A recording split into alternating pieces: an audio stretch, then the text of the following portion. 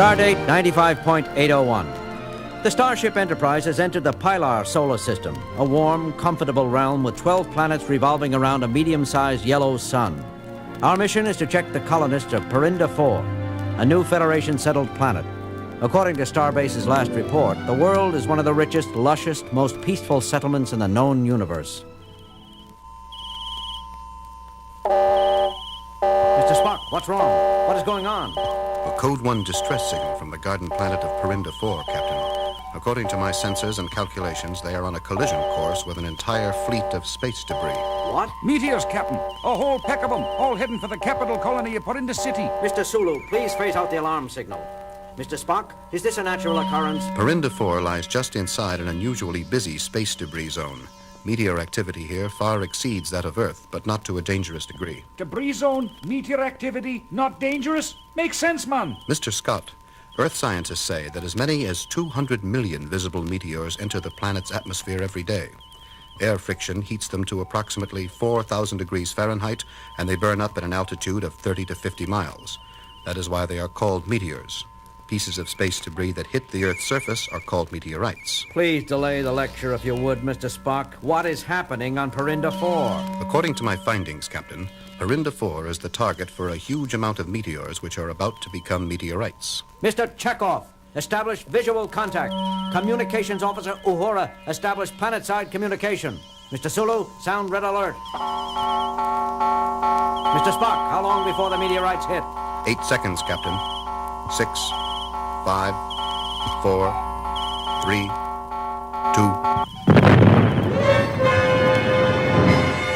The Enterprise crew watch in numb horror as the capital city is devastated on their view screens. The huge hunks of space rock grew so hot they glow with a brilliant white and orange light before smashing into the tiny buildings on the planet, sending sweeping clouds of debris flying everywhere. The pounding, deadly rain continued for 30 frightening seconds, then ceased as quickly as it had started. But Perinda City was no more. Enterprise? Starship Enterprise, please come in. This is Perinda City calling. Enterprise, please. The meteors nearly destroyed the planet's communication antenna. I'm losing the signal. Perinda 4, this is James T. Kirk of the Starship Enterprise. Are you all right? What happened? Where are you? Madman. Threat. Destroyed the city in underground shell. Please help us. Great danger. I'm sorry, Captain. I could not maintain the communications link. It's all right, Lieutenant Uhura. Mr. Spock, those meteorites have destroyed a city it took honest, hard-working Federation colonists years to build. I can understand the great loss, Captain, but there is no need to generate unnecessary emotion. The question is, what do we do about it now? What we do, Mr. Spock, is proceed with caution. The message said something about a madman and a threat. Captain, you can't mean to say we're just going to sit here and do nothing? Indeed not, Engineer. But it will do no one any good to rush off into a possible trap. Scotty, you monitor us with the Enterprise's sensors. Sulu, Chekhov, keep the phaser banks and photon torpedoes armed and ready. Uhura, you lock the ship's beams with my communicator. Mr. Spock, you come with me to the transporter room. We're beaming down to Perinda 4. The sight that assailed Captain Kirk's eyes when he and his first mate materialized on the planet filled his heart with sorrow. The once proud, once beautiful capital city lay about their feet in dust and rubble. Even as they watched the mournful winds creating dark piles of dirt everywhere, the dazed Perinda populace started stumbling out of their underground shelters. Jim, thank heaven you're here. Tulin Yorker. How did this happen? As Federation-appointed governor of the settlement, I knew there would be troubles, but not this. Try to keep your emotions in check, Governor Yorker. Do you know why these exceptionally large meteorites struck so exactly? A madman threatened us with complete destruction unless we evacuated this planet. But that's absurd. How could anything, let alone one man, control a massive group of meteors and cause them to strike at one place at one time? I don't know, I tell you. All I know is that starting just a few weeks ago, we received the first of many threats over our communicators. Threats to leave this planet forever or die. I do not like it. The captain and Mr. Spock on a planet alone. It could mean trouble. I'll tell you that, Doctor. Now, don't worry, Scotty. Our phasers are locked on target, the transporter room is tracking their every move, and Lieutenant Uhura is in constant communications. Aye, I know all that, Doctor, but it doesn't set my mind at ease. Lieutenant Uhura, any message yet? There is a signal coming in, Mr. Scott. The captain? No, sir. As amazing as this may seem, the signal is coming from the middle of a meteor swarm outside the planet's atmosphere. But that can't be. Rocks can't talk. I'm sorry, Mr. Scott, but that is what my readings say. Establish contact, Lieutenant. Let's see what this rock has to say. And leave your orbit around Perinda 4 or risk total destruction. I will not warn you again. This is not a joke. You must leave this area of space and never come back, or else you will all be dashed into a million pieces. You hear me? This is your only warning. Leave or die. Dr. McCoy, quickly, take the command chair. Lieutenant Uhura, pinpoint the source of this message. Scotty, where are you going? My good doctor, I do believe we stumbled on the true cause of the Perinda 4 attack. If we can just trace the signal, we'll know where to find the men responsible for all the destruction. But, Mr. Scott, my equipment is not sophisticated enough to trace the car. Aye, I know, woman, but I know where there's some equipment that is. Where, Scotty, where? In my engineering room, Doctor. I'm going there as fast as the ship's elevator can take me. Sit tight, my fellows. I'm going to find out who's behind this meteor attack.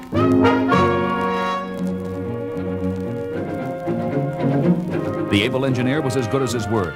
Within minutes of entering his incredibly complex engineering section, filled with the most advanced machinery the universe had ever seen, the madman's signal was traced. As soon as they were given the news, Captain Kirk and Mr. Spock joined their Scottish friend on board an Enterprise shuttlecraft, quickly heading for the source of the threats. Their destination, a huge meteor in the center of the huge meteor swarm just outside Perinda 4's atmosphere. You mean to say that a maniac has been able to guide swarms of meteors like trained pets, and he lives on a meteor himself? Not on a meteor, Captain.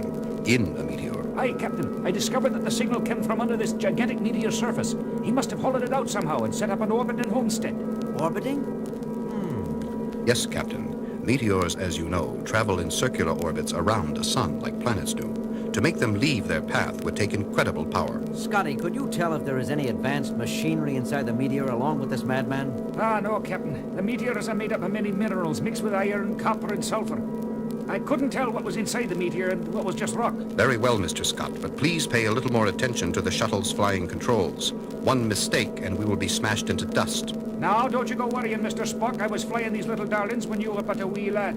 No meteor will ever get the best of Montgomery, Scott. Once more, the noble engineer proved more than able. In moments, the trio found themselves safely landed on the surface of the hollow meteor.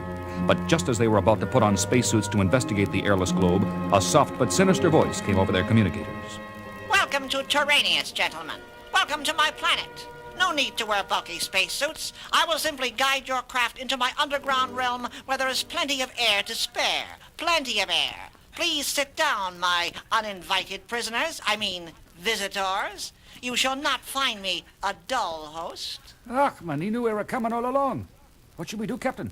Take it easy, Scotty. There's nothing to do. We'll see what this man has on his mind. But remember, the Enterprise's weaponry is trained on this meteor. One false move and we can blow it into eternity. Somehow, Captain, that does not make me feel safe. After all, we too are on this meteor. What the? The entire shuttle is moving, and the engine isn't even on. Mr. Spock, can you locate any equipment that might be moving us on your sensors? No, Captain. It seems that a force field has picked up our ship as if it were a feather and is bringing it into a cave on the meteor's surface. I can't fight it, Captain. I can't control the ship. But if no equipment or machinery is guiding us, how is this being done? What force could control a Federation shuttle as if it were a toy? I am that force, Captain Kirk. I can read your minds. I can control your puny ship. I can do anything. Prepare to meet your destiny, gentlemen. We've stopped. It seems as if we have arrived, Captain. Yes.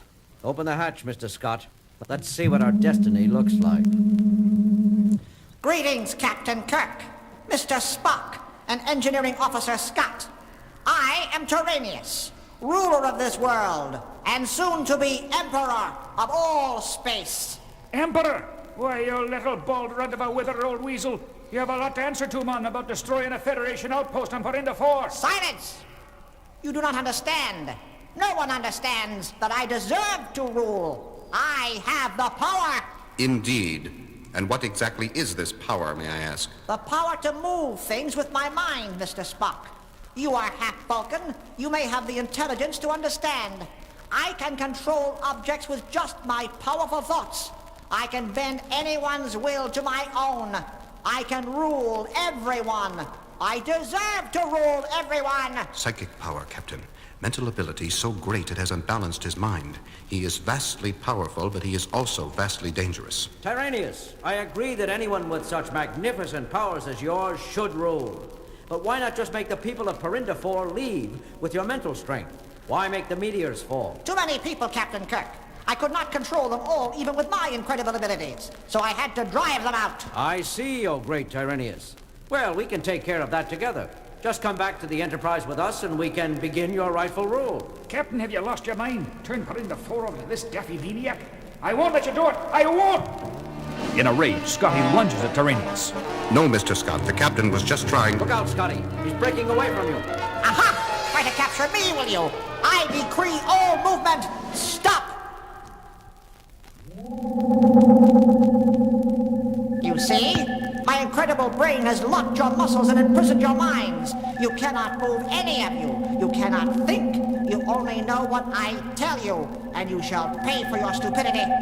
Mr. Scott, you will take this shuttle, go back to your ship, enter your engine room, and blow it up. You will destroy the Enterprise totally. Do you understand? I understand. Go then! Now, Captain Kirk and Mr. Spock, my motionless friends, what shall I do with you? Shall I have you dance while your engineer sabotages your ship? Or should I have you fight each other while your entire crew is destroyed in a space fireball? Rest assured that I will not eliminate you until the Enterprise is totally demolished. But Tyranius had not reckoned with the full capabilities of Spock's Vulcan mind. What? Spock! You cannot move! I decree it! I demand it! Give away from me! Give away! Ah! Spock, what happened? I have Tyranius in a Vulcan mind lock, Captain. While you know I have used it many times before to read minds, I can also adapt it to lock minds. Thank the stars for your Vulcan abilities, Spock. This is no time for emotional outbursts, if I may say so. Might I remind you that Mr. Scott is on his way to destroy the Enterprise? By heavens, that's right. Starship Enterprise, come in, please. This is Captain Kirk. Come in. Lieutenant Uhura, can you read me? Enterprise. Mr. Spock, the other meteors are jamming my communicator. I know you're locking Tyranius' mind, but can you control it as well? Interesting thought, Captain. You mean guide the meteors through Tyranius' mind? That's exactly what I mean. If we can get close enough to the ship, I can make contact and stop Scotty. I'm not sure, Captain. I've never tried to control a man's mind before. It will be painful, but I will try. You're doing it, Spock. The meteors are moving. Must hurry, Captain. Incredible strain. Terrific pain. Hold on, Spock. We're almost in range. You can do it, Spock. Just a few seconds more. 4, 3, 2, 1. Enterprise, do you read me? Enterprise, come in. Captain, is that you? Uhura, am I ever glad to hear your voice. Lock into this signal and beam us aboard immediately. And notify security that they must stop Engineer Scott at all costs. At all costs. In seconds, Captain Kirk and Spock are back on the Enterprise. Security Officer Tanker, this is Captain Kirk in the transporter room. We have an unconscious prisoner with us. Have you located Mr. Scott? He's been seen in the engine room, Captain. We're on our way now. We'll meet you there. Kirk, out. Quickly, Spock, follow me. There isn't a moment to lose. Tanker, where is he? Up there on the second level, Captain, and he has a dilithium crystal. If he drops that into the engine, we're all goners. Spock, try to distract him while I climb up there. No, Captain, Scotty's out of control. You'll be killed. I must try. Excuse me, Mr. Scott, but don't you think that the total destruction of the ship is a bit illogical? I must blow up ship. He's hesitating. Why doesn't he just get it over with? If I were you, Mr. Tanker, I would be glad he is hesitating. The captain has almost reached him. I must destroy... Got you. Fine work, Captain. I will drain him of his hypnotic commands now. Where am I? You're all right now, engineer. Everything's all right. I remember. I didn't do it, Captain. I remember now I couldn't bring myself to destroy this beautiful ship. Spoken like a true engineer, Mr. Scott. You're a credit to your kind. You're not just a good Scot, you're a great Scot. Oh, Captain, now really.